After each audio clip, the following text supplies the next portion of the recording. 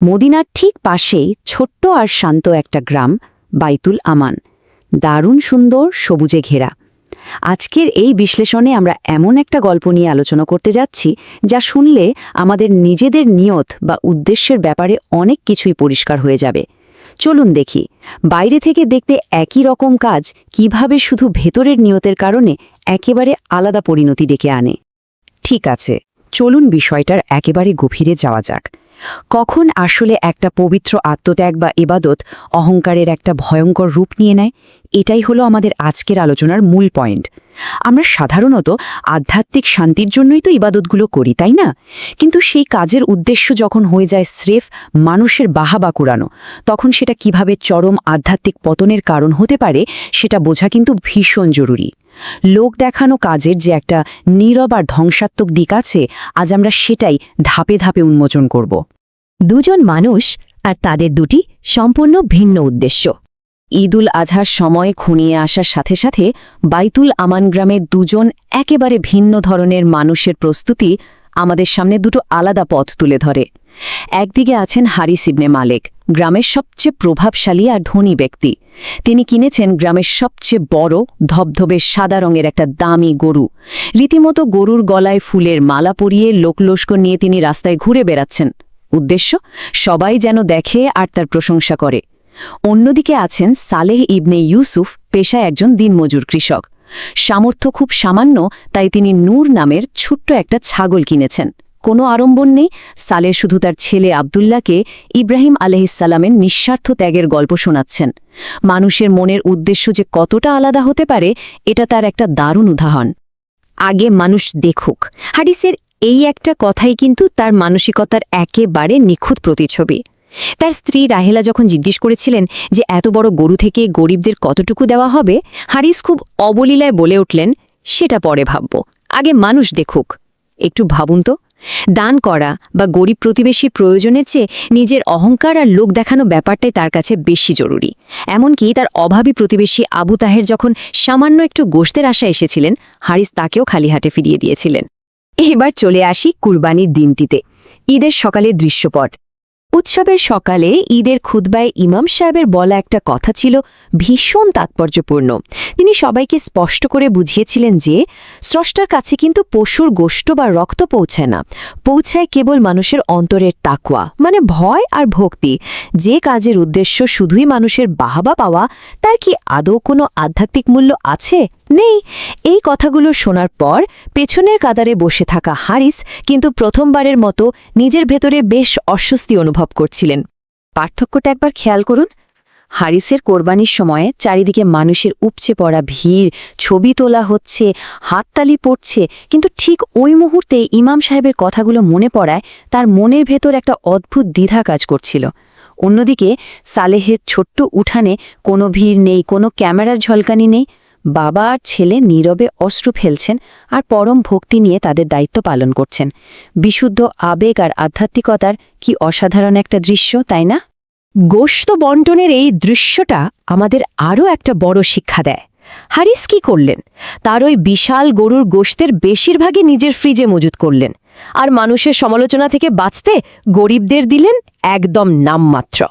প্রতিবেশী আবু তাহেরের কথা তো তিনি বেমালুম ভুলেই বসে আছেন। অথচ সালেহের দিকে তাকান, তিনি তার ওই ছোট্ট ছাগলটির সবচেয়ে ছোট অংশটা শুধু নিজের জন্য রেখে বাকিটা নিজে হেঁটে হেঁটে বিধবা রাবেয়া খালা আর গ্রামের এতিম শিশুদের কাছে পৌঁছে দিলেন, একেবারে নিঃস্বার্থভাবে। এরপর শুরু হলো অদৃশ্য পরিণতি, সেই কাজের আসল ফলাফল। উৎসবের দিনগুলো পার হতেই শুরু হলো এক নতুন অধ্যায়।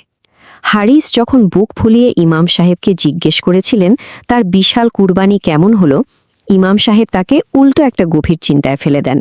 তিনি শুধু প্রশ্ন করেছিলেন, এই কাজগুলো আসলে কার জন্য করা হয়েছিল? এরপর থেকে শুরু হলো আসল ঘটনা। প্রথম সপ্তাহে হারিসের একটা বড় ব্যবসায়িক চুক্তি বাতিল হয়ে গেল।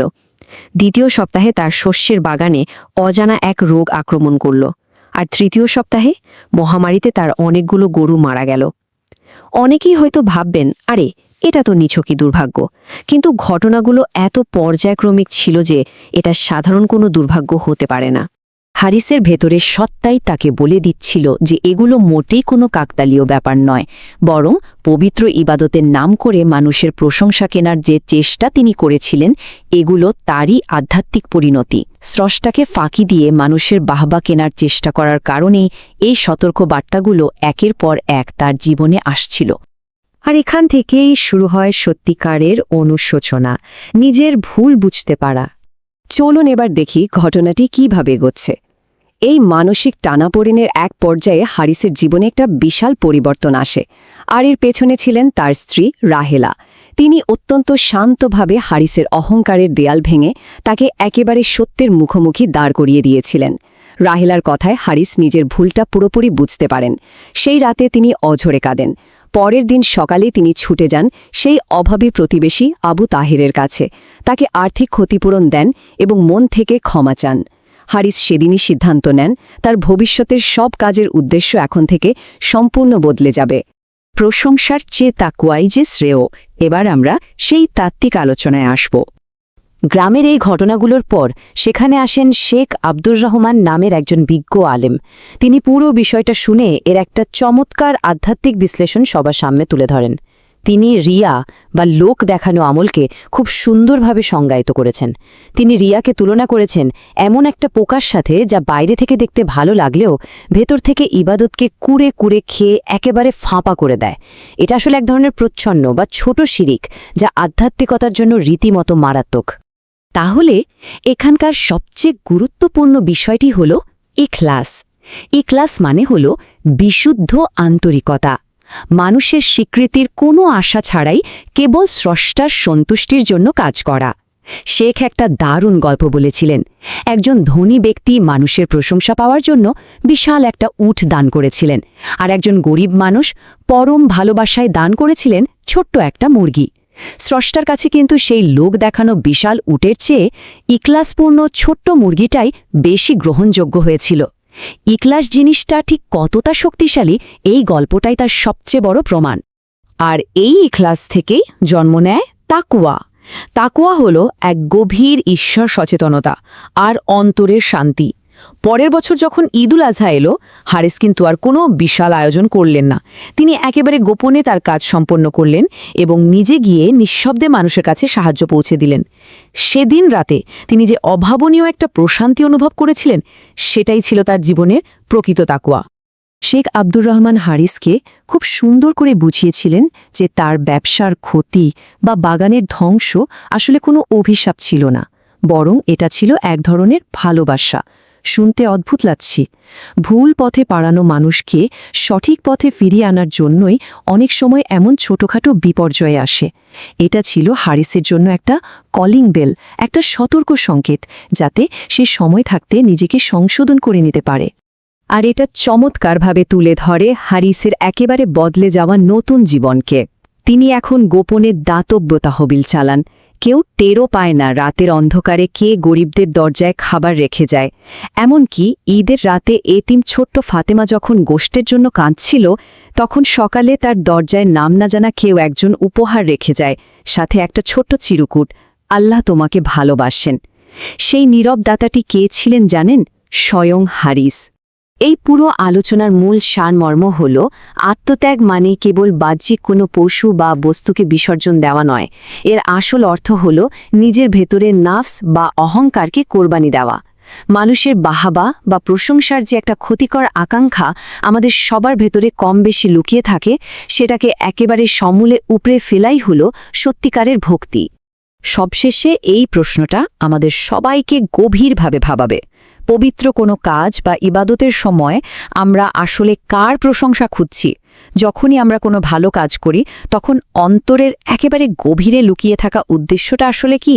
মানুষের হাততালি নাকি নিজের ভেতরের আধ্যাত্মিক প্রশান্তি? এই প্রশ্নটার উত্তরই নির্ধারণ করে দেবে আমাদের কাজের প্রকৃত মূল্য।